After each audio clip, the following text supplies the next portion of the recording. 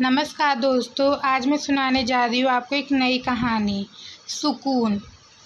अक्षय और अजय यह दोनों एक गांव में रहने वाले दो दोस्त थे। अक्षय एक साधारण से परिवार का लड़का था और अजय की आर्थिक स्थिति उससे थोड़ी बेहतर थी। अजय का परिवार एक बड़े अच्छे घर में रहता था जो शहर से थोड़ा दूर लेकिन एक सुकून भरी जगह पर था। अक्षय का घर अजय के घर की तुलना में छोटा था, इसलिए वह हमेशा उसके घर से बड़ा घर लेने के सपने देखता था। समय बीता, अक्षय और अजय दोनों बड़े हो गए।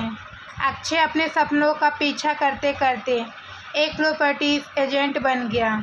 उसने अच्छा खासा पैसा कमाया और शहर में जाकर एक बड़ा घर लेकर उसमें रहने लगा। जब समय का पहिया घूमता है तो सब उलट पुलट कर देता है। जहाँ पहले अक्षय अजय जैसी ज़िंदगी चाहता था, अब अजय को अक्षय की तरह ज़िंदगी जीने की चाहत होने लगी।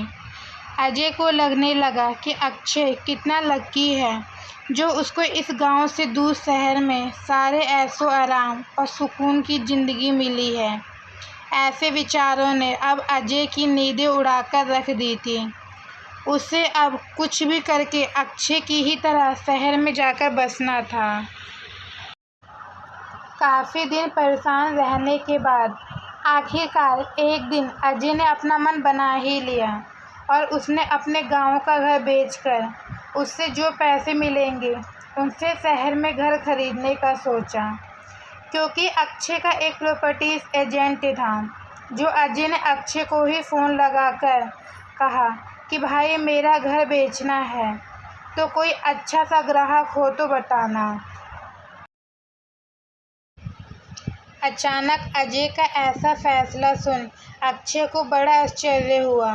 अक्षय ने अजय से पूछा कि क्या हुआ, कोई परेशानी है? पैसों की कमी की वजह से तो तुम घर नहीं बेच रहे हो ना? अजय ने अक्षय से कुछ भी नहीं छुपाया और उससे सारी बात सच बता दी। अक्षय ने अजय को समझाने की काफ़ी कोशिश की। वो उसे कहता रहा कि शहर से अच्छा गांव ही होता है, लेकिन अजय है कि किसी की बात को सुनने के लिए तैयार नहीं था। आखिरकार अक्षय ने अजय का घर बेचने के लिए हामी भर दी। अजय ने सोचा, जब तक घर बिककर मेरे पास पैसे आते हैं तब तक शहर में रह रहे अपने रिश्तेदारों के पास रहकर वहाँ के लोगों में घुल मिल जाता हूँ तो आगे का जीवन थोड़ा आसान हो जाएगा। अजय अपने शहरी रिश्तेदारों के यहाँ रहने चला गया।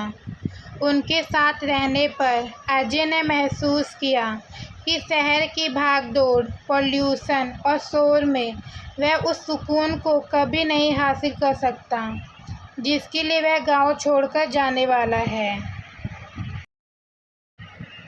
लेकिन फिर भी गांव छोड़ने का मन बना चुका अजय ने एक तीसरा रास्ता निकाला। उसने सोचा वह ना ही शहर ना ही गांव में बल्कि शहर से कुछ किलोमीटर दूर किसी घर में रहेगा और वहीं पर सुकून की ज़िंदगी बिताएगा।